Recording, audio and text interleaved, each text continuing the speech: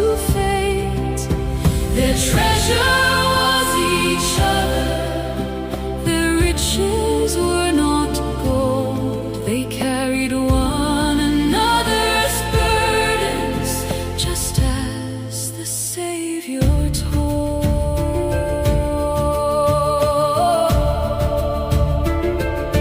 Kita akan ada kedatangan tamu hari ini, Ibu Priscilla Smith Julie. Ya, ini orang hebat sekali, ya, buta dan sudah melayani Tuhan dari gadis, memelihara, memungut orang-orang yang dibuang, orang-orang sakit jiwa. Shalom, Ibu Priscilla. Shalom Bapak Ibu, saya di sini dipercaya Tuhan untuk melayani, menampung dan mendidik serta memberdayakan mereka-mereka yang terbuang, dalam arti yang sesungguhnya terbuang dari keluarga, masyarakat, dan lingkungan seperti itu. Nah, yang kami terima itu lintas kondisi dan lintas usia juga, dari usia 0 sampai manula.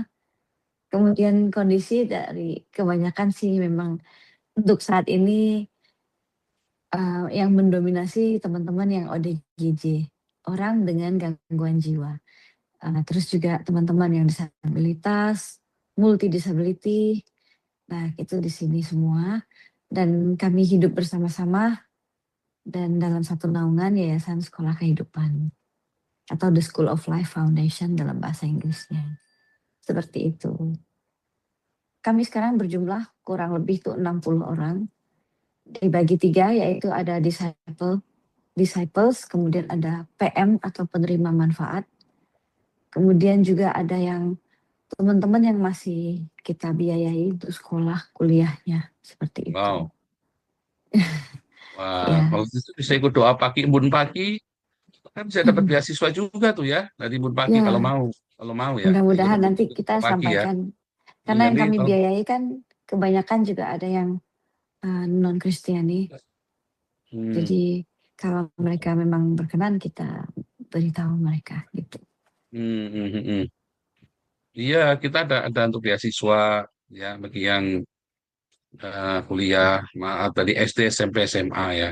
Sebenarnya kita pengen Ya. sekali bisa bawa juga kasih beasiswa ke luar negeri, ke Israel atau ke Eropa.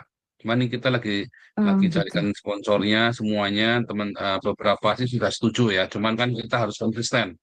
Dan saya juga Iya, harus benar. mencari beasiswa tambahan yang di sininya di sekolahnya sendiri supaya dapat seperti diskon yang banyak gitu kan, izin tinggal yang dipermudah. Kalau sekarang kan harus 500 juta kan, 24 ribu euro untuk bisa sekolah tinggal sampai selesai.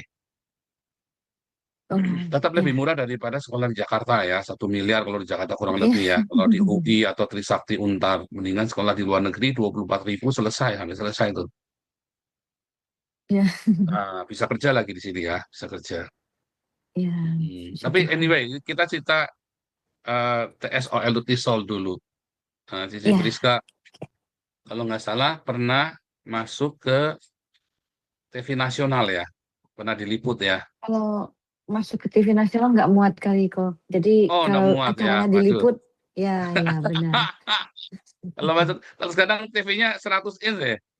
Iya. Kayaknya seingat saya Cici Priska kan nggak segede badan saya kan. Iya. Jadi sekarang muat, kalau masuk TV sekarang muat juga. Ya, bisa aja ya pakai Nggak giant muat, screen ya tipis, kok. TV-nya sekarang tipis, nggak bisa juga tetap. Iya. Ya, Tapi ya, sempat ya. diliput ya, diliput di berita Ya, nasional ya. Itu sempat. Dan karena apa? Dulu kemarin apa yang membuat mereka tertarik dengan kalian? karena mungkin perjuangan saya sebagai seorang tunanetra, saya sebenarnya kan kalau menurut orang itu saya masih perlu dibantu. Kenapa saya masih membantu orang lain, dan mungkin yang membuat mereka tertarik adalah kami itu tidak punya donatur. Jadi benar-benar murni kerja sendiri. Sampai hari ini kan saya bekerja sebagai seorang pengamen di sebuah rumah makan, seperti itu. Itu mungkin salah satu daya tarik.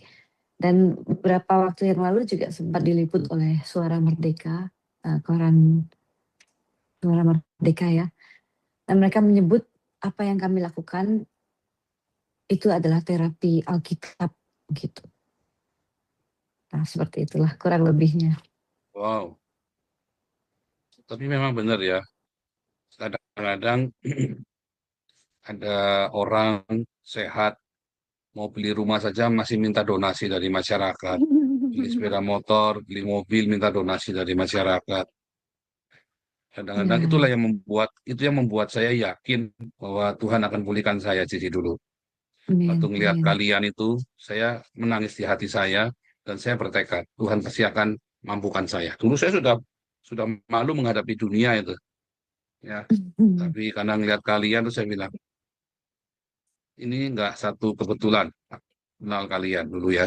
Puji Tuhan, puji Tuhan. Dan itu membangkitkan saya hari ini kita punya jaringan pelayanan yang besar. Tentu saja nggak sendiri Ya, rame-rame. Tuhan bangkitkan ya kita untuk bisa kita seperti ini karena justru saya melihat kalian. Awalnya benar-benar saya melihat kalian itu. Makanya saya yakin Tuhan bisa. ya, Ya, luar biasa. Kalian memberkati puji hidup saya Tuhan. sekali memang Cici. Dan saya harap tadi ya, Syukurlah. mungkin cerita pertama ya. Eh, Cici cerita dari pertama. Ya, baik. Mengapa? Kalau nggak salah dulu dari awal Cici itu dulu penyiar radio di Suara Sangkakala. Apa di mana?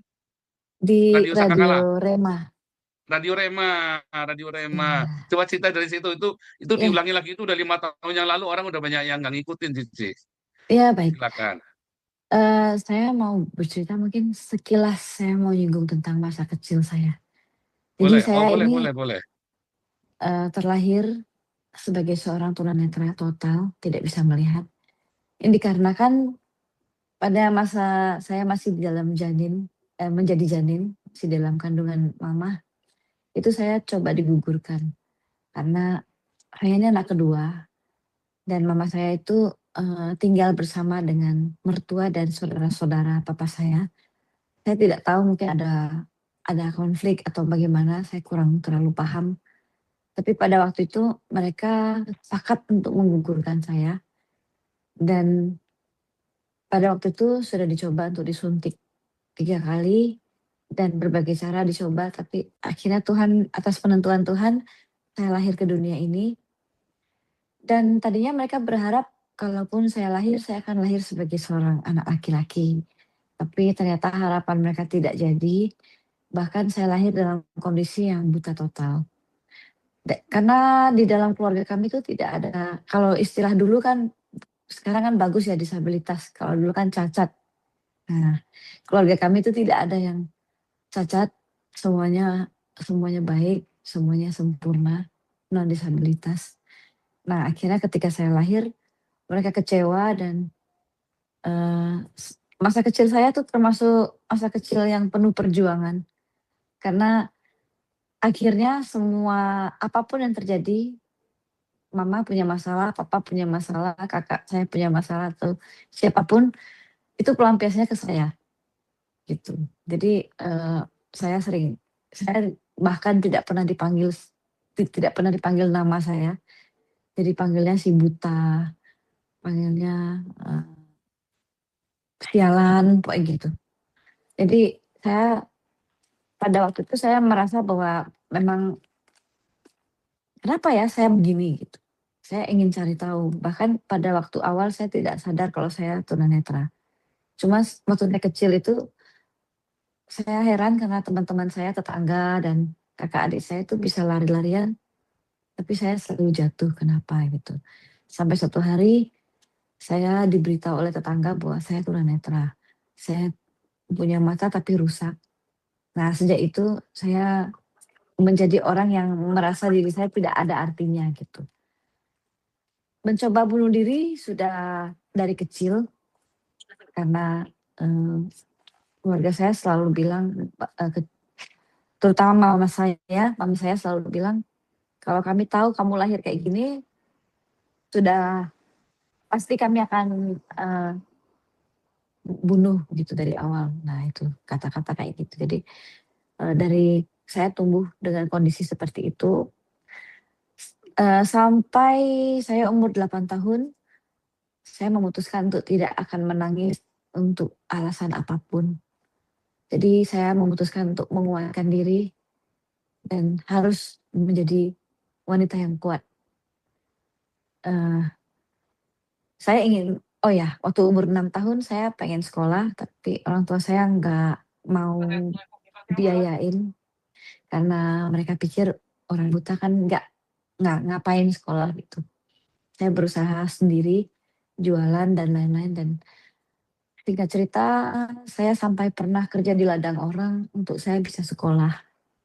Tapi saya waktu itu hanya bisa sampai di kelas 5 semester pertama, karena setelah itu saya sakit dan dokter mengatakan saya tidak bisa bekerja berat seperti mencangkul kan. Waktu itu saya sempat mencangkul di ladang untuk mendapat biaya sekolah. Dan saat itu saya bunuh diri untuk yang mencoba bunuh diri untuk kesekian kalinya. Tetapi Tuhan tetap menyelamatkan saya. Pada waktu itu saya bertanya, "Di mana Tuhan?" Saya bilang, "Kalau memang Tuhan itu ada, tunjukkan diri. Aku butuh Tuhan saat ini." Tapi nggak ada jawaban. Akhirnya saya menyimpulkan berarti kalau Tuhan pun ada, berarti Tuhan adalah Tuhan yang kejam. Karena saya dibiarkan menghadapi ini sendiri. Tapi kalau Tuhan itu tidak ada, antara Tuhan tidak ada atau Tuhan kejam gitu, saya pemikirannya gitu. Akhirnya saya bersama dengan teman saya mengatakan bahwa, "Nggak usah putus asa, mari kita, eee, menjadi Tuhan atas diri sendiri." Nah, sejak itu saya, jadi penghuni jalanan. Saya sempat merokok, mengganja, semua yang karena saya menganggap Tuhan saya adalah diri saya sendiri. Itu saya, kemudian berguru, kebetulan saya melihat ada selebaran, ada seorang suhu yang dari RRC dan dia mengklaim bahwa bisa menyembuhkan sakit penyakit. Saya ke sana minta disembuhkan mata saya, beliau bilang nggak bisa tapi beliau melihat dalam diri saya tuh ada potensi, jadi beliau mewariskan ilmu. Nah, sejak dari situ saya tambah sering berkelahi, sampai saya merasa bahwa sudah cukup. Kalau saya mau butuh uang kan tinggal datang ke orang, kerjalah. Misalnya kalau pedagang asongan kan mereka harus setor kepada kami. Terus, warung-warung sekitar, tempat di mana kami berdiam itu mereka harus setor juga kepada kami. Jadi masalah uang nggak masalah, tinggalnya kan atapnya langit. Jadi oke aja. Sampai suatu hari saya merasakan ada kekosongan dalam diri saya. Terus apa ya, apa yang bisa mengisi kekosongan ini? Dan suatu hari teman saya mengajak, "Yuk kita ada job." Katanya ada acara di Gelora Gedung Olahraga. Jadi biasanya kan, kita preman-preman jalanan tuh berkumpul dan mengamankan jalannya acara. Nah, ketika saya ke sana, ternyata itu acara orang Kristen dan mereka sedang kayak ngadain acara Natalan ya. Pada waktu itu bulan Oktober, November ya. Terus ketika saya tuh kok mau aja dituntun oleh, usher sampai ke dalam. Itu kayak terhipnotis karena waktu itu umat Tuhan sedang menyanyi gitu kan, menyembah Tuhan. Itu adalah pertama kali saya mendengar pujian penyembahan dinaikkan. Tapi saya nggak bisa menolak ketika diajak masuk. Saya didudukkan di barisan, teman-teman yang disabilitas. Nah, ketika saya duduk, saya menikmati banget. Cuman saya sadar, "Oh, kenapa aku di sini? Tugasku kan bukan di sini." Jadi saya mau keluar gitu. Ditambah lagi saya tuh kayak, di depan mata saya seperti ada layar yang menunjukkan kehidupan saya yang berantakan, yang kesedihan saya semualah gitu. Aku bilang, "Kayaknya ini bukan tempat aku harus pergi dari sini." Ketika saya mau beranjak itulah ada suara yang berkata, "Aku mengasihimu." Nah, saya kan penasaran, saya noleh ke kanan kiri, siapa yang ngomong kayak gitu? Tapi mereka bilang bukan mereka yang ngomong. Lalu saya teriak dengan lantang, "Siapa kamu yang bilang seperti itu?" Karena sebenarnya hati saya mulai tersentuh oleh kata-kata, "Aku mengasihimu." Karena that is the first time dalam hidup saya ada yang mengatakan mengasihi saya. Secara dari dulu tuh saya memang tidak diinginkan, tapi kenapa tiba-tiba ada satu pribadi yang ngomong mengasihi saya gitu. Terus suara itu lagi menjawab di dalam diri saya dengan secara audible berkata, "Aku Tuhan, aku Yesus, aku mengasihimu." Nah, di situ saya yang sudah berjanji tidak akan menangis untuk apapun, hari itu saya menangis terseduh-seduh dan menikmati kasih Tuhan, menikmati dekatan Tuhan, kebaikan Tuhan. Nah, setelah itu suara itu berkata, "Ikutlah aku." Ya, saya bilang, "Tuhan, aku ini bukan orang baik. Dan kayaknya kerajaan surga akan rugi kalau menerima aku. Karena aku nggak bisa berbuat apa-apa. Aku seorang yang buta, seorang yang useless. Jadi untuk apa engkau menyelamatkan aku?" Dan aku tuh orang yang berdosa banget. Tapi suara itu bilang, "Dosamu kuampuni, kamu ikut aku." Hari itu seperti Ko Paul yang bilang bahwa ketika berjumpa dengan saya dan dia merasakan, oh ada kasih, ada penerimaan dan segala sesuatunya. Hari itu pun saya merasakan hal yang seperti itu dan lebih dari itu. Karena seorang pribadi itu mau menerima. Yesus Tuhan menerima saya yang tidak ada gunanya ini, yang useless ini, itu menjadi anggota kerajaannya, masuk gitu. Hari itu saya cari teman-teman saya, satu geng, saya pamitan, saya bilang, "Sorry untuk sekarang, mulai hari ini aku tidak akan lagi bergabung dengan kalian karena aku mau ikut Tuhan." Saya nggak ngerti istilah jadi orang Kristen atau apa, tapi kan pesan dari Tuhan bilang terakhirnya, "Kamu ikutlah aku." Jadi aku memakai istilah itu, aku akan ikut Tuhan. Pada saat itu saya mencari gereja dan saya bergereja dan satu hal yang saya pikirkan adalah Tuhan itu begitu baik dalam hidup saya. Jadi saya pun akan melakukan atau memberikan kebaikan dalam hidup saya kepada siapapun yang saya temui. Nah, pada waktu itu saya masih kerja karena saya bukan masih kerja tapi harus cari kerja karena saya sudah tidak punya kerjaan lagi. Saya sudah lepas dari kerjaan jalanan. Jadi saya harus cari kerja. Akhirnya saya diterima di sebuah pabrik tas dan saya bekerja. Tapi ketika saya bekerja Tuhan berkata, "Layanilah aku." Nah, ini lagi. Tadinya saya berpikir ikut Tuhan aja udah beres, tapi ternyata Tuhan minta saya melayani. Berkali-kali saya tolak karena saya tahu saya bukan orang yang punya skill yang banyak. Tapi karena Tuhan terus setiap kali saya berdoa, Tuhan terus mengatakan, "Layani aku, jadi saksiku." Akhirnya saya bilang, "Oke Tuhan, aku akan melayanimu." Satu aja yang saya minta, aku tidak mau menjadi hambamu yang biasa aja, yang seperti pada kebanyakan. Aku mau jadi hambamu yang benar-benar melayanimu tuh dengan hati dan dengan segenap kemampuan yang aku punya. Tapi otomatis kan aku nggak bisa kerja kalau melayani Tuhan, pada waktu itu pikiran saya kayak gitu. Jadi aku minta jaminan Tuhan atas hidup saya. Nah, saat itu saya mulai melayani dan intinya disitulah saya mulai diubahkan Tuhan walaupun tidak langsung tapi pelan-pelan. Nah, sejak saat itu dan waktu itu saya masih tinggal di Jakarta dan saya kembali ke Jambi karena saya harus rekonsiliasi dengan orang tua saya karena saya sempat punya kebencian dengan mereka. Tapi Tuhan bilang, "Kalau kamu mau melayani aku, bereskan semua yang menjadi halangan. Minta maaf pada orang tuamu." Nah, itu saya pertama tidak terima. Kenapa saya harus minta maaf pada orang tua saya?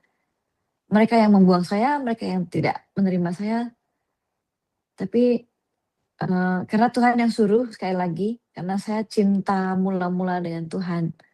Puji Tuhan sampai hari ini saya masih cinta sama dengan ketika pertama kali saya berjumpa dengan Tuhan. Nah, saya memutuskan untuk oke lah walaupun langkahnya berat, saya datang ke rumah. Waktu itu yang buka pintu mama saya bilang, "Mah, minta maaf ya, dia nggak nanya saya kemana aja selama ini, apakah saya baik-baik aja." Jawaban beliau, "Sungguh membagongkan. Beliau bilang gini, "Oh sadar ya kamu salah, ngapain sih pulang lagi?" Gitu. Wah itu sebenarnya saya sakit hati banget, tapi kembali lagi setiap kali saya disakiti, saya ingat kebaikan Tuhan yang nggak pernah habis. Tuhan aja mau nerima aku yang nggak jelas ini, yang useless ini, kenapalah kalau orang ngomong kayak gitu saya tersinggung. Jadi akhirnya aku memutuskan untuk, "Ya Mah, ya minta maaf. Ya udah mau apa lagi? Ya udah itu aja Mah." Terus saya pulang. Tapi at least saya sudah melakukan itu dan hari itu saya nangis. Tuhan paling enggak kan bayangan saya tuh mama saya akan, "Nak kamu kemana aja?" Atau apa. Tapi ternyata bukan begitu.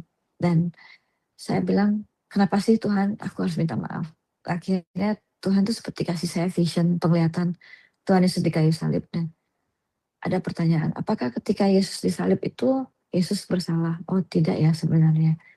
Tapi Yesus menanggung semua kesalahan kita.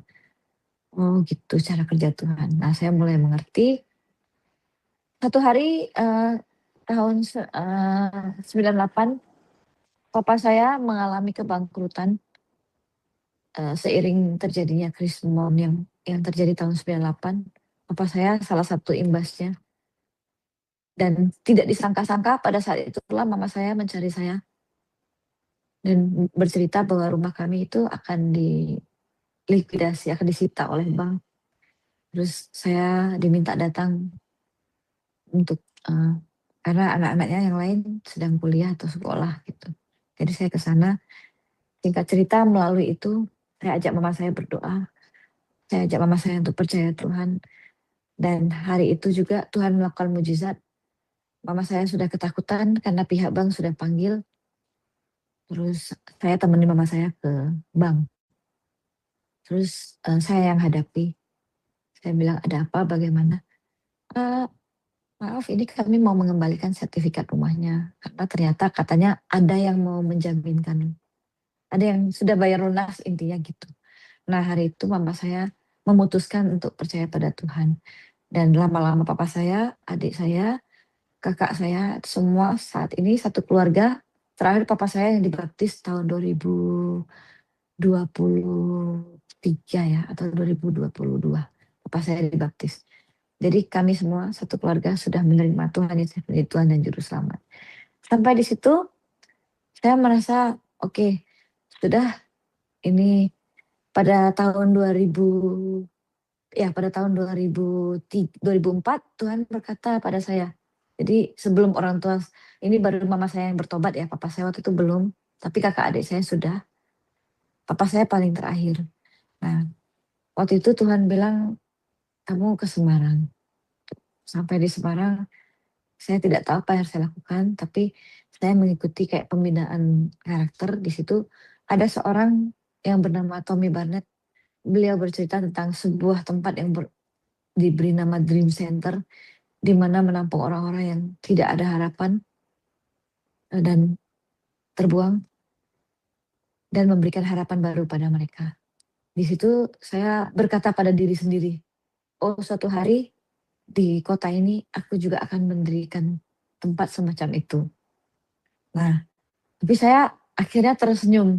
Wah ini kayaknya mimpinya terlalu besar buat aku sebagai seorang tunanetra. Tapi saya berkata pada Tuhan, "Tuhan kalau memang Tuhan mau, saya bersedia." Gitu. Tahun 2005 diminta untuk menjadi penyiar radio.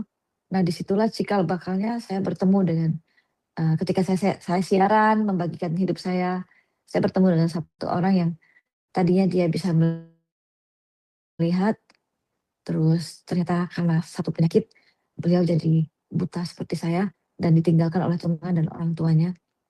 Dan beliau tidak punya siapa-siapa. Terus saya bilang, "Apakah mau tinggal sama saya?"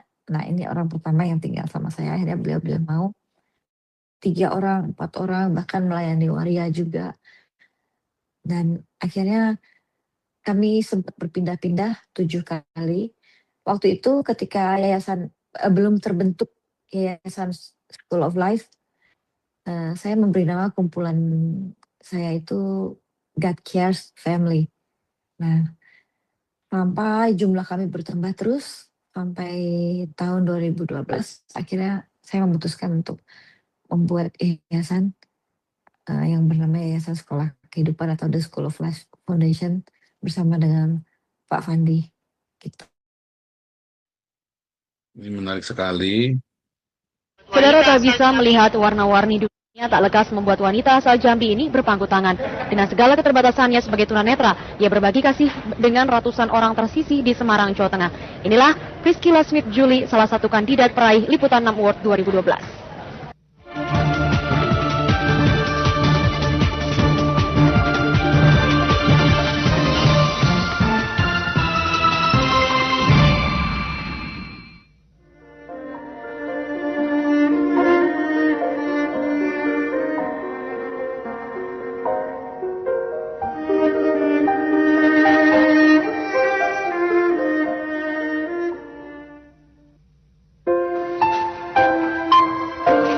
Priscilla Smith Julie tak bisa menyembunyikan kerisauannya. Reinhard dan Magen, dua dari puluhan anak angkatnya sakit. Ia bergegas memeriksakan mereka ke dua dokter spesialis. Sejak lahir, wanita berusia 34 tahun ini memang tak bisa melihat. Kalau mama saya hamil, dia kaget kalau dia hamil lagi. Dan dia memang berniat untuk menggugurkan saya. Berbagai macam cara dia coba, dan akhirnya hasilnya seperti ini gitu. Saya lahir dalam kondisi yang tidak dapat melihat total.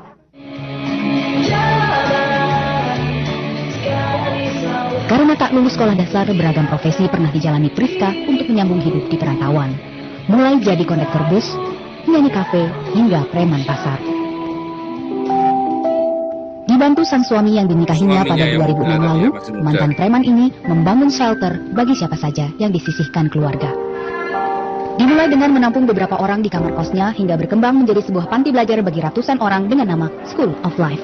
Itu hampir meliputi semua aspek yang berkebutuhan khusus. Dari aspek mental, fisik, gabungan keduanya. Kemudian yang sudah mereka tidak memiliki kontrol mental lagi, semua ada di sini. Artinya mereka dari rumah sakit jiwa yang tidak tertangani.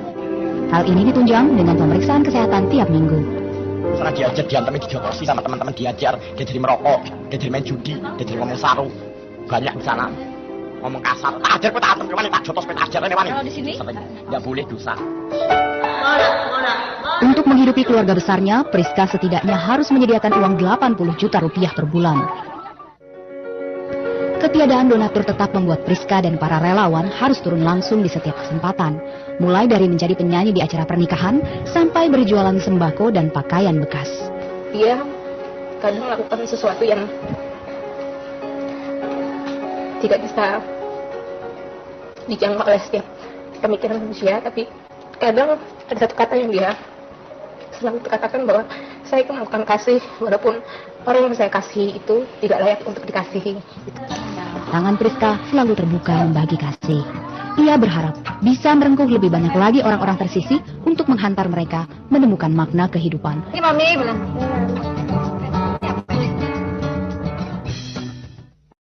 Video berikutnya ya. Kisah inspiratif ini akan hadir dalam program Lentera Indonesia minggu besok pukul 2 siang. Ya, beralih ke informasi lain, sosok menginspirasi ini juga datang dari Semarang, Jawa Tengah nih Alis ya. Dan memiliki keterbatasan fisik tidak membatasi Priscilla Smith Julie untuk tetap memberikan perhatian dan juga kasih sayangnya kepada sesama. Ya, berbekal semangat serta dedikasinya juga terhadap pendidikan, ia menampung anak jalanan dan para penyandang cacat yang ditelantarkan.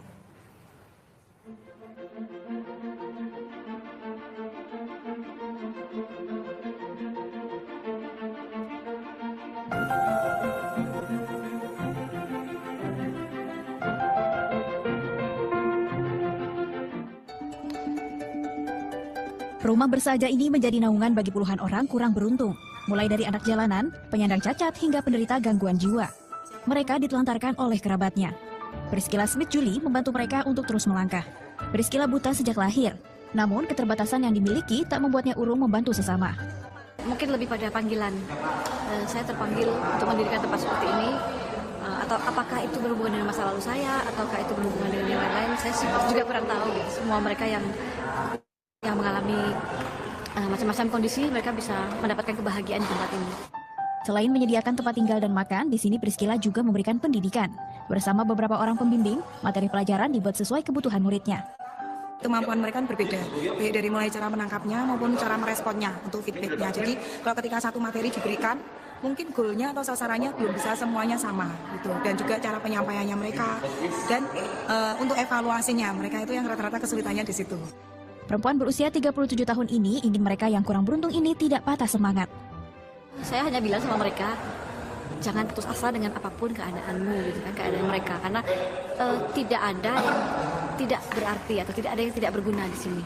Sekalipun kita belum melihat mereka tuh diciptakan untuk apa gitu kan. Tapi satu hal kan kita percaya bahwa Tuhan tidak pernah iseng dalam menciptakan semua manusia. Berdiri sejak tahun 2005, Priscilla menamakan rumah penampungannya di Jalan Cakrawala Utara, Semarang, Yayasan Sekolah Kehidupan. Ia memang belum memiliki bangunan sendiri, namun sudah memiliki 25 orang pengasuh, 15 untuk dewasa, 10 untuk anak-anak. Keuangan yayasan juga dikelolanya secara mandiri. Safirul Hanif melaporkan untuk NET. Luar biasa untuk hari ini. Mengapa kita mengundang Cipriska ke dalam komunitas kita? Saudara, ini untuk menggugah hati Anda, saudara. Inilah yang namanya melayani Tuhan. Inilah ketika kita mencurahkan hati kita pada Tuhan. Ya, ketika Anda berkata Anda lahir baru, tetapi Anda tidak peduli dengan orang-orang yang miskin, orang-orang yang berkebutuhan. Bahkan Anda mengambil donasi dari masyarakat. Donasi itu kan adalah sedekah, saudara. Lalu sedekah itu kamu pakai untuk foya-foya, untuk beli rumah mewah, untuk beli mobil mewah, untuk beli motor mewah, untuk menghidupi biayamu, saudara. Maka sebetulnya Anda sedang mengkhianati sorga, karena sedekah itu harusnya diberikan untuk orang-orang tadi. Ya. Dan saya ingat sekali waktu terakhir saya meninggalkan Semarang, mereka sedang bergumul karena rumah kontrakannya, gedung yang dikontrak itu mau diambil alih sama yang punya dan mereka harus membayar sekitar 1 miliar rupiah, saudara. Kalau nggak salah ya, maaf kalau saya lupa ya, karena itu sudah 9 tahun yang lalu ya, Cici ya. Saya nggak tahu, Cici masih tinggal di tempat yang sama, di Cakrawala ya? Iya, benar di tempat yang sama. Oh, berarti masih survive di sana ya? Iya, Orangnya baik dong, masih mau ngulur-ngulur ya? bukan. Ini karena ada pertolongan Tuhan. Jadi Wow. waktu itu kan mereka mintanya 3.750.000.000. Oh, Nah, 3 terus miliar. ya di-courting jadi 3,5 miliar aja, jadi 3.500.000.000 aja. Saya bilang mau di-courting kayak gimana juga saya nggak bisa. Akhirnya saya sudah mentok. Akhirnya mereka sebenarnya juga kasihan dengan kami, tapi ya bagaimana lagi karena rumah ini sudah dijaminkan ke bank. Oh, Nah, akhirnya mereka panggil notaris. Kami dikasih waktu sampai akhir Oktober 2017. Nah, setelah itu notarisnya bilang, kok saya sedih ya ketika dia masuk ke dalam dan melihat anak-anak, melihat mereka semua jadi warga binaan di School of Life. Kok aku sedih, dia bilang gitu. Terus dia tanya sama saya, kalian mau kemana habis ini? Ya saya belum tahu tapi aman lah Bu. Ini kan mereka datang tuh masih 6 September. Jadi saya pikir kalau untuk Tuhan bekerja masih ada waktu 1 bulan lebih. Jangankan 1 bulan, 1 saat aja Tuhan bisa membalikkan keadaan gitu kan. Jadi saya tetap percaya bahwa Tuhan pasti memberi yang terbaik. Jadi saya bilang, gak apa-apa Bu, tenang aja. Nggak usah sedih, lakukan aja tugas Ibu. Nah terus akhirnya notaris itu berkata, kalian masih butuh tempat ini kan? Ya kalau butuh, tapi kan mau bagaimana? Terus boleh nggak kalau saya aja yang beli tempat ini? Kan saya kaget, loh maksudnya gimana? Notarisnya itu mau beli tempatnya, dia bilang nanti kami yang nempati gitu.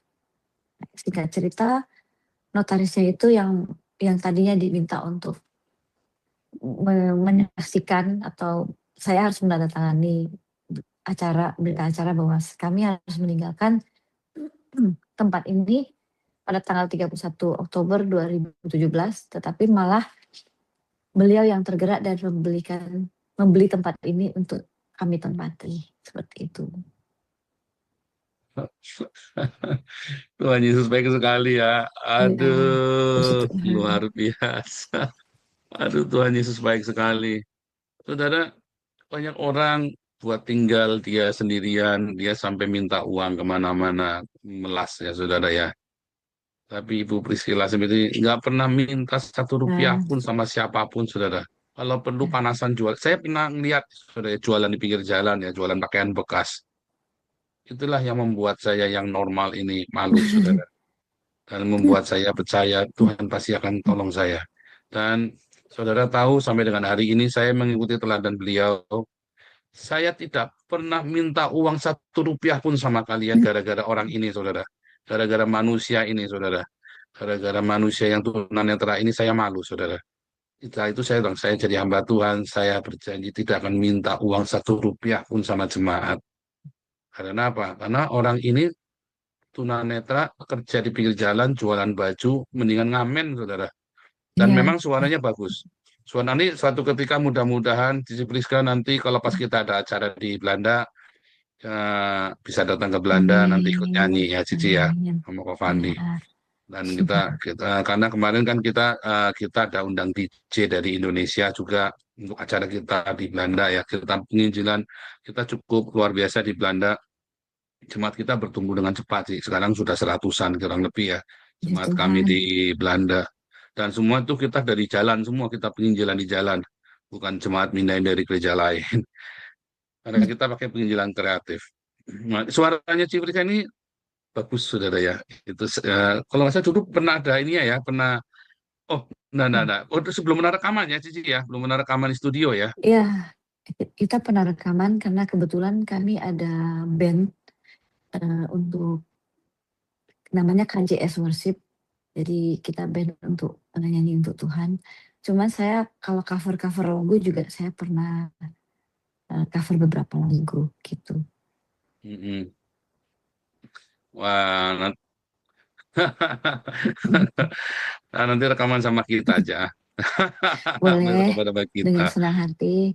Putra ada beberapa lagu yang diciptakan oleh tim kami, jadi mungkin bisa jadi berkat juga di sana. Desember ini kita ada konser Natal di Belanda. Kita mau bikin konser Natal Desember ini di gereja kami. Ya, mudah-mudahan nanti Cici bisa datang ya. Amin. Mudah-mudahan ya Amin. nanti kita Ya, doakan kalau sama-sama. Tuhan memberkati, saya Iya, pasti ke sana. saudara, sungguh saudara, Anda harus yang malu dengan Cifriska ini. Anda yang masih setiap hari malas-malasan, makan tidur, Anda yang ngaku-ngaku apologet, Anda yang ngaku-ngaku pendeta, dan sehat, tapi Anda hidupnya mengandalkan donasi tanpa Anda memperbaiki kualitas hidupmu.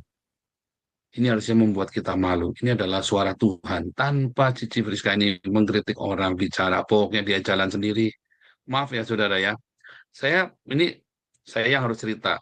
Cici Friska ini pernah diusir dari sebuah gereja.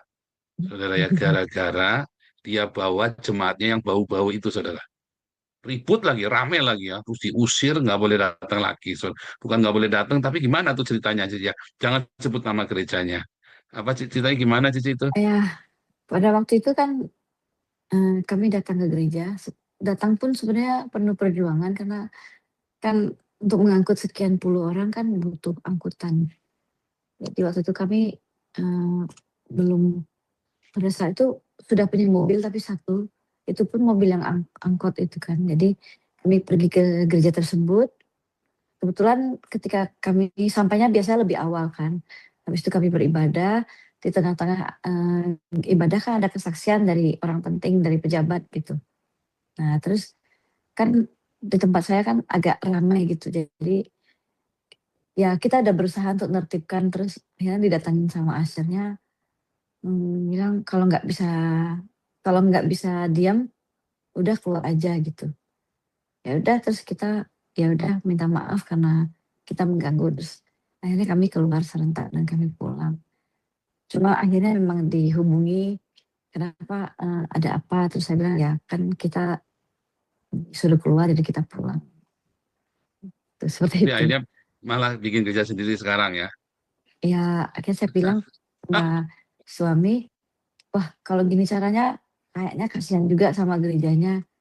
Gimana kalau kita persekutuan dulu di rumah? Kalau nggak salah Pak Paul juga pernah kami undang Iya, untuk minta tolong main musik di tempat iya. kami beberapa kali. Terus akhirnya puji Tuhan tahun 2016 tempat kami sudah diresmikan menjadi KJS Jehovah Shammah, Kenesha Jehovah Shammah. Haleluya. Kebetulan suaminya Cifriska ini juga anak dari seorang gembala sidang, saudara ya. Jadi pelayanan gereja ini tidak asing buat mereka.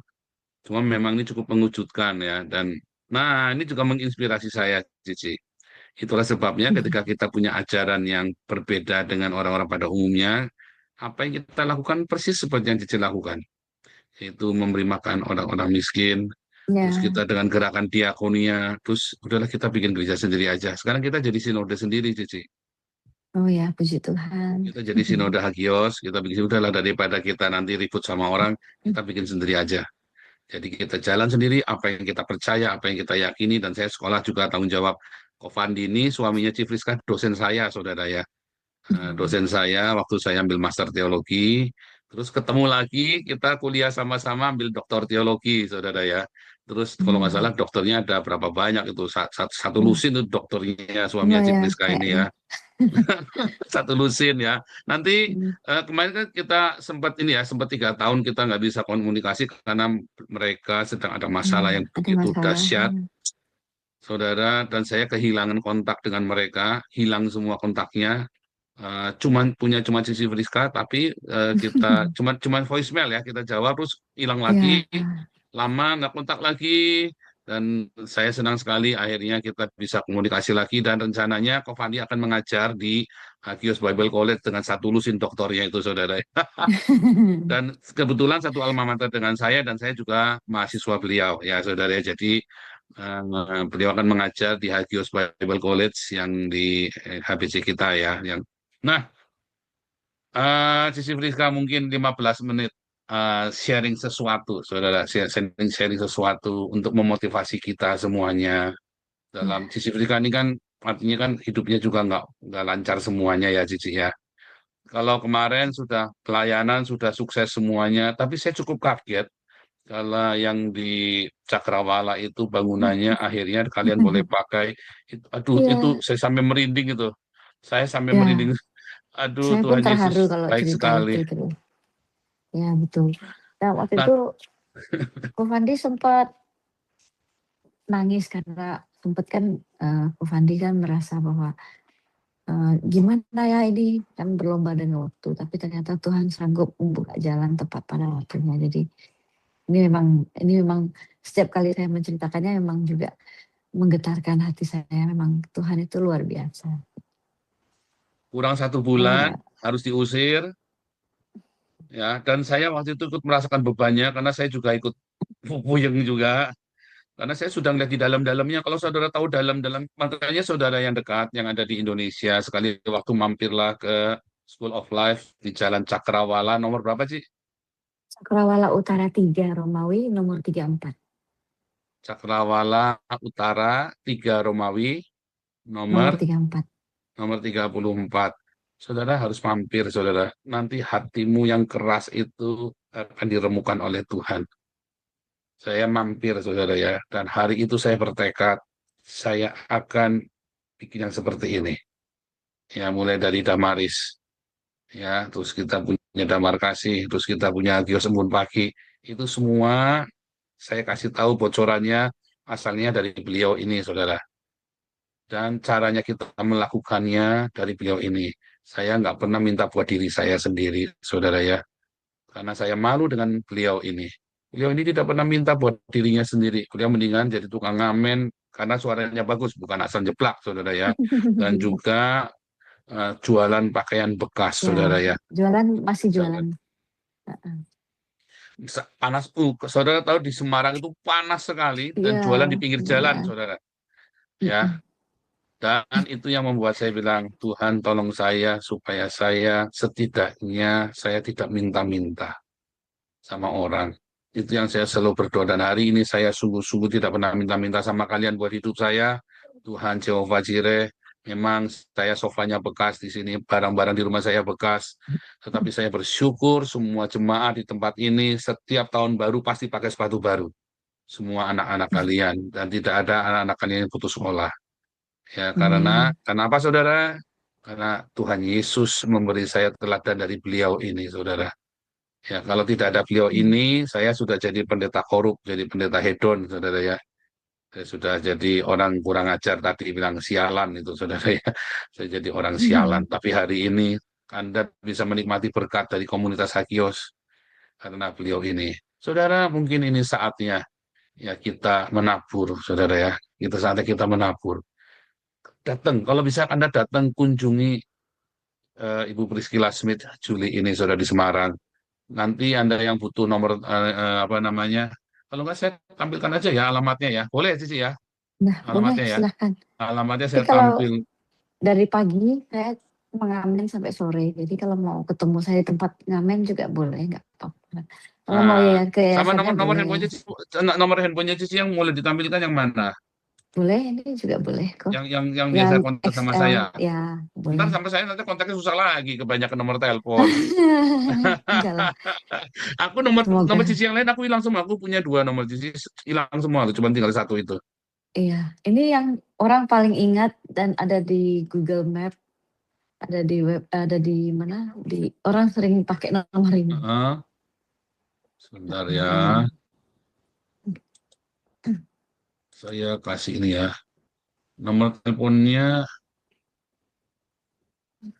The School of Life, Priscilla Smith Juli, Jalan Cakrawala Utara 3, nomor 34 Semarang ya. Saudara, saya harap Anda semua terinspirasi dengan kisah beliau ini, dan saya sampai terharu sekali, dan saya sudah tahu, tapi setiap kali saya dengar ceritanya saya selalu meneteskan air mata, saudara ya. Karena ingat diri saya yang hancur dulu dan dipulihkan karena ibu ini. Dan saya mengikuti teladan pelayanan beliau ya. Ya, untuk diri saya tidak pernah meminta-minta. Ya, tidak pernah saya meminta-minta untuk diri saya sendiri. Ya. Ini saya laptop beli bekas, saudara ya. Nah, saya beli laptop bekas. Kita memulai pelayan kita dengan kolekte 500 juta sebulan ini dengan laptop bekas ini, saudara ya. Dengan laptop bekas 3 dan handphone tua. Salah satunya handphone. Dulu saya handphone dikasih sama Cipriska, saudara, yang buat mulai pelayanan. Saya masih ingat. Handphone apa? Infinix. Saya pertama kali pelayanan memulai komunitas ini dengan handphone yang dikasih sama Cipriska. Karena waktu itu saya sudah habis semuanya, saudara ya. Dan Cipriska ini kasih saya handphone supaya saya bisa dihubungi, supaya saya bisa melayani di Tisol. Waktu itu, cari Paul kok susah amat. Handphoneku rusak sih, aku enggak punya handphone.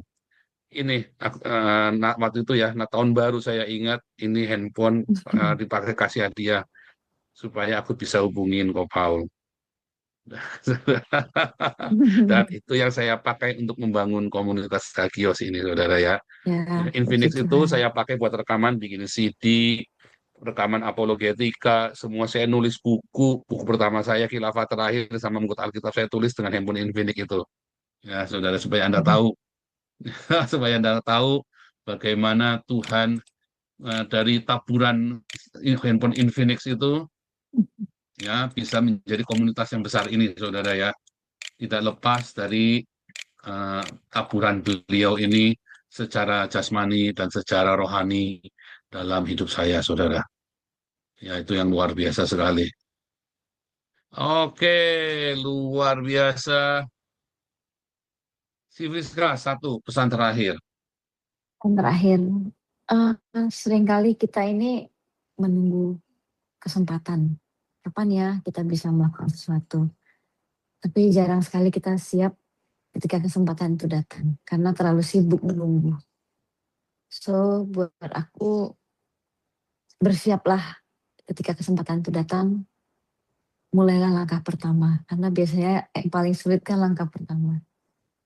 Saking sibuk menunggu kesempatan, kita lupa meraih kesempatan itu. Jadi marilah kita jadi orang-orang yang siap ketika kesempatan itu datang menghampiri kita. Luar biasa. Ya, kolektor hari ini akan diberikan untuk School of Life atas nama Priscilla Smith Julie, BCA 2465555 988. Ulang ya, BCA atas nama Priscilla Smith Julie 2465555 988. Saudara, Anda diberkati dengan siaran ini, Anda diberkati dengan channel saya, saudara. Semua berasal dari beliau ini, saudara. Awal muawalnya. Dari handphonenya yang buat mulai kita. Anda lihat, saya kan mulai dari nyanyi-nyanyi berempat. Saya, Anna, Wisely, sama Miracle. Kita berempat selama COVID itu ya. Nah, itu kita nyanyi-nyanyi ya, terus saudara ya. Itu kita pakai handphone Infinix yang dari beliau ini, saudara. Oh, sebelumnya khilafah terakhir ya, sama buku Menguat Alkitab. Saya nulis pakai handphone Infinix. Saya ngetik tuh ya, pakai handphone Infinix tuh, ngetiknya tuh ya. Dari beliau ini, saudara. Oh, ini ada yang resen ini. Ada Linda Grace. Ya, nih Bu Linda, silakan Bu Linda. Saya mau tanya, bagaimana membangun energi untuk diri kita sendiri pada saat kita itu sedang mau melakukan sesuatu untuk Tuhan. Menarik Sementara nih. kadang kita kecewa, kita tidak puas dengan hasilnya, terus malah sempat burn out. Ya kan? Nah, itu bagaimana tuh Cici untuk membangun energi kita sendiri nih, diri sendiri supaya tetap spiritnya itu on fire. Nah, Oke. kemudian yang kedua, bagaimana sih menerapkan untuk kita itu benar-benar bergantung pada Tuhan? Karena rata-rata tuh kita udah ngomong nih, iya saya mengandalkan Tuhan, tapi retorika hanya ucapan saja. Nah, prakteknya tuh yang real seperti apa gitu loh, Cici. Oke, terima kasih. Ini pertanyaan yang sangat bagus sekali. Karena tanpa kita punya energi kita untuk diri sendiri, kita tidak mungkin bisa mentransferkannya ke orang lain. Dan kita akan tahu kok ketika kita dengar dia bicara atau dengar dia, melihat dia, kita akan tahu ini orang yang punya energi atau dia hanya sekadar bicara gitu. Nah, yang pertama, kalau untuk jawaban yang pertama, saya punya ayat yang Tuhan sebenarnya sudah kasih di Alkitab, di dalam kitab Amsal, yaitu jagalah hatimu dengan penuh kewaspadaan, karena disitulah terpancar kehidupan. Jadi, Cik Linda kalau mau selalu punya energi, hatinya dulu nih kita jaga nih, yang pertama. Karena hati ini sumber kehidupan. Nah, kalau kebiasaan saya gini, kita kan nggak mungkin ya bisa melarang orang untuk berbuat apapun pada kita. Kita juga nggak bisa kontrol. Orang itu harus berbuat sesuai dengan apa yang kita mau. Jadi caranya setiap kali kalau orang melakukan apapun, kalau itu pun mengecewakan atau apa, itu keputusan kita untuk gue mau sakit hati atau kagak gitu. Sakit hati nggak ya? Nah, setiap kali kalau saya caranya, saya orangnya terlalu easy going ya. Jadi kalau orang mau apa-apa aja, biarinlah itu urusan dia sama Tuhan. Biarinlah itu urusan dia sama Tuhan. Walaupun itu menyakiti saya, yang penting buat saya melakukan bagian saya di hadapan Tuhan. Saya nggak peduli dengan apa yang orang lakukan. Bahkan apa yang orang katakan tentang saya. Nah, tapi kan namanya manusia kan kita pasti ada batas kekuatannya. Biasanya setiap malam saya akan introspeksi. Ada nggak sih yang masih kurang beres di hati saya? Oh ini nih aku masih kesel nih kayaknya begini-begini. Malam itu juga saya akan beresin. Either aku call orangnya atau aku langsung beresin sama Tuhan. Tuhan aku mau beresin, aku nggak mau nyimpen ini. Pokoknya besok ini sudah kagak ada. Yang masalah rasa-rasa begini-begini sudah nggak ada gitu. Jadi aku akan beresin sampai tuntas dan aku akan jalani besok hari dengan hati yang bersih. Karena firman Tuhan mengatakan, berbahagialah orang yang suci hatinya karena ia akan melihat Allah. Dasarnya itu aja sih. Jadi setiap kali kita kecewa itu kan sebenarnya pasti di hati. Nah putuskan untuk kita mau selesai. Ngapain sih kita kecewa? Biarin aja. Toh kalau apa yang kita lakukan, dalam kitab Kolose mengatakan, apapun yang engkau lakukan, yang kita lakukan, lakukanlah untuk Tuhan. Jadi kalau kita melakukan untuk Tuhan, kayaknya nggak ada alasan kita kecewa ya. Misalnya, contoh, kita menyayangi, kita melakukan pelayanan nih untuk si A. Tapi ternyata dia mengecewakan. Gak apa-apa, orang aku melakukan yang untuk Tuhan ini, ya kan? Begitu. Jadi kalau saya itu yang pertama. Yang kedua, tadi pertanyaan yang kedua, bagaimana caranya, gimana Cik? Pertanyaannya saya lupa. Menerapkan harapan kita kepada Tuhan sebenarnya, tapi bukan retorika ya. Ya, itu bagus banget. Kebetulan saya tunanetra, jadi ini pelajaran yang sangat baik buat aku. Jadi saya itu pernah diutus jadi misionaris pertama ke Singapura. Nah, pertama tuh saya diutus berdua sama teman saya. Tetapi 1 minggu teman saya 1 bulan ya kayaknya, dia memutuskan untuk pulang karena dia kangen lah, homesick lah, apa segala gitu. Begitu dia pulang, ketua misi saya tanya, "Pris, kamu butuh teman lagi nggak?" Maksudnya, aku mikir kalau butuh teman kan mesti kirim orang lagi, dana lagi. "Nggak usah lah, saya bisa Pak." "Yakin?" "Ya yakin, bersama dengan Tuhan saya pasti bisa," saya bilang. Ya udah, saya mulai apa-apa tuh, saya namanya misi kita kadang kan sering pindah-pindah. Pernah saya mau cerita salah satu aja ya, salah satu. Saya diutus ke KL pada waktu itu hanya berbekal uang, transport, kemudian kunci rumah misi, sama alamat. Nah, entah tuh bagaimana caranya, kan orang misi biasanya begitu ya, bekalnya itu aja. Jadi bagaimana caranya sampai di sana, ya itu urusan kita sendiri. Nah, dari saya mencari transport, Tuhan, aku harus ke arah mana? Itu karena aku tunanetra, aku harus. Nah, saya ikutin arahan-arahannya. Ikutin, sampai saya tiba di rumah misi. Nah, waktu saya zaman itu kan WhatsApp belum ada. Sudah, tapi belum terlalu gitu. Jadi, kita juga nggak dikasih pesan bahwa, oh rumah itu bagaimana, enggak. Jadi saya tuh diperlakukan seperti biasa, seperti mereka-mereka yang bisa melihat. Atau mereka lupa ya, kalau saya tunanetra, karena saking mandirinya saya juga kurang paham. Nah terus saya masuklah ke rumah itu, buka kuncinya masuk. Saya terkejut karena banyak semut, tiba-tiba saya mandi semut. Aduh kok kenapa banyak semut, akhirnya saya putuskan untuk beresin rumah ini dulu, mandi, beresin. Nah, tapi kan saya tunanetra. Bapak Ibu, kalau Bapak Ibu bisa melihat, tinggal lihat aja, oh di mana itu, di mana. Saya nggak bisa lihat. Saya bilang, Tuhan, aku benar-benar mengandalkan-Mu. Kamar mandinya di mana, tempat pelnya mana, sapunya mana, semua mana.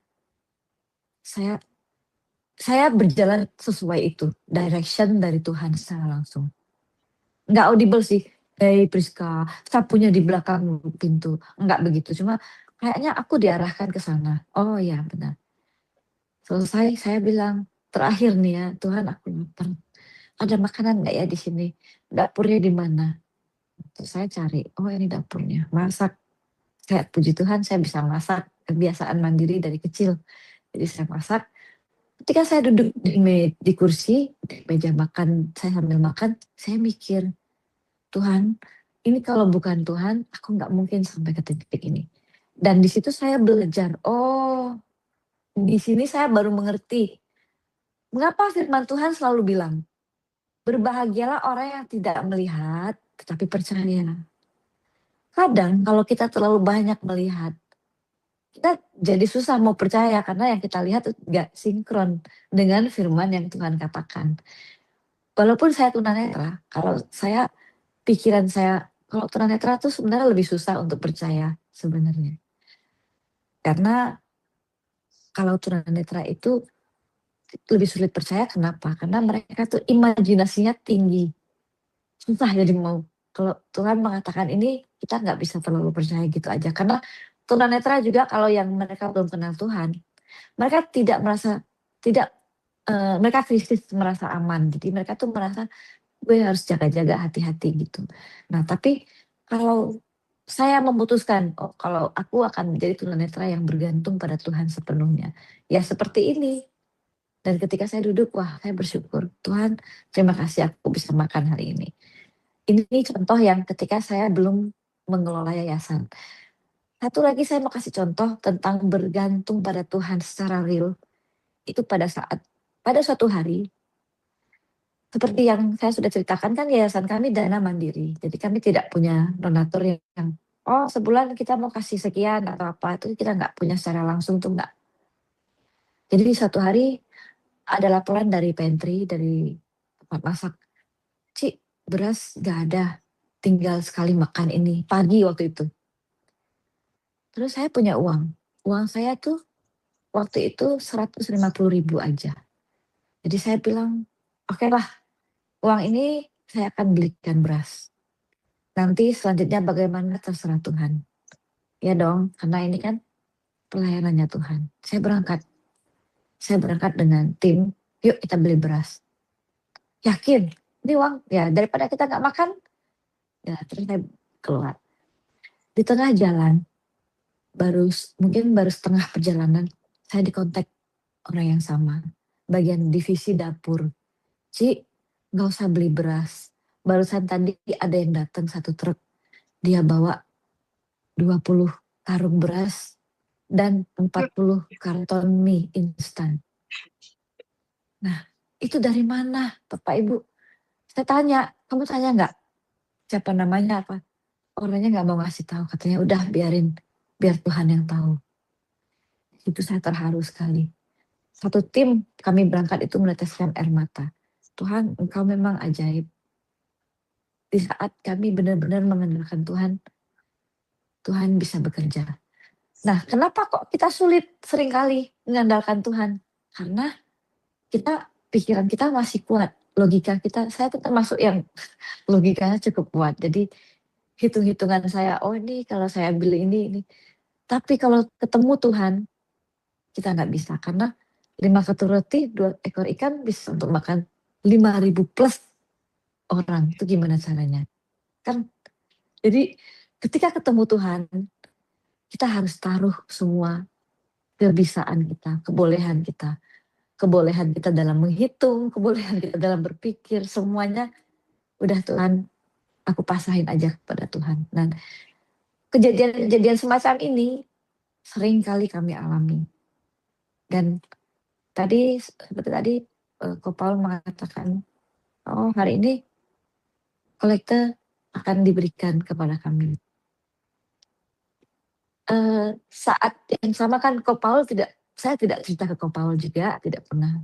Seminggu ini saya nggak bisa kerja karena ada hal yang harus saya urus, termasuk ada yang sakit, ada yang apa. Jadi saya ini juga harus kerja plus harus menjadi gembala mereka. Artinya kalau sakit atau apa kan harus bertanggung jawab juga atas mereka gitu. Nah, jadi saya bilang sama tim, wah besok kita belum bisa kerja ya, karena kan besok itu kan tanggal 17 Agustus.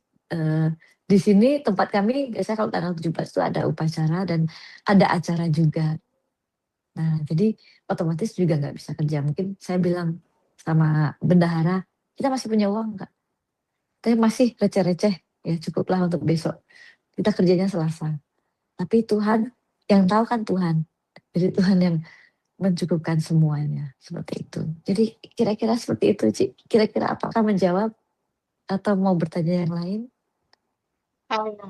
Luar biasa kok dalam hal ini, artinya kalau kita datang kepada Tuhan, kembali lagi diri kita itu ada penyerahan diri ya. Ya, jadi kita putuskan aja mau ngandalkan Tuhan atau ngandalin diri sendiri, jangan setengah-setengah. Iya. Karena firman Tuhan itu mengatakan orang yang bimbang, orang yang setengah-setengah itu nggak dapat apa-apa. Iya, iya luar biasa sekali, luar biasa. Thank you, Ci Priscilla. Thank you. Dengan Luar biasa, Ci Priska. Oke, terima kasih, luar biasa. Wah, mau kita jadi panjang ya, kasihkan nih. Terima kasih Ci Priska. Nanti Ci Priska akan hadir juga di Embun Pagi, saudara, Ya, boleh. sharing Setiap juga. hari. Suami Cipriska, Kofandi Kusuma, juga akan mengajar di Hagios Bible College. Dan kita akan banyak sekali kembali komunikasi, kembali kita bekerja bersama-sama. Dan saya berdoa supaya kita juga terus Tuhan tuntun, Tuhan bimbing, dan hati kita tetap konsisten ya. Dan sekali lagi saudara, Anda melihat saya, ya kita bisa melakukan seperti ini. Sebetulnya rahasianya cuma ibu ini saudara ya.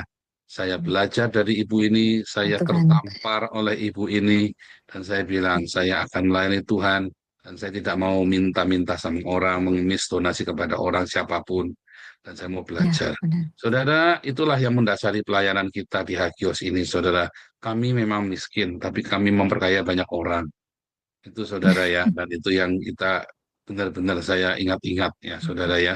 Dan saudara, Anda ya, daripada Anda membelikan para pendeta mobil yang mewah, jam tangan yang mewah, motor gede, rumah mewah, saudara, kalau Anda taburkan uangmu untuk The School of Life, yayasan di mana Friska ini melayani dan menolong orang-orang miskin ini dan orang-orang yang sakit, setengah sakit jiwa dan bahkan yang sakit jiwa full, Anda sedang menghutangi Tuhan, saudara saya. Ayo taburlah sebanyak mungkin yang Anda diberi kelimpahan, saudara. Ayo, jangan ragu-ragu, ya, jangan tahan-tahan. Karena engkau sedang menabur di tempat yang tepat. Dan saya saksinya selama bertahun-tahun. Saya mengenal beliau ini, saudara ya. Dan begitu hebat pelayanan perjuangan beliau, ya. Dan mereka tidak kaya raya. Bahkan background keluarganya juga bukan keluarga yang kaya raya.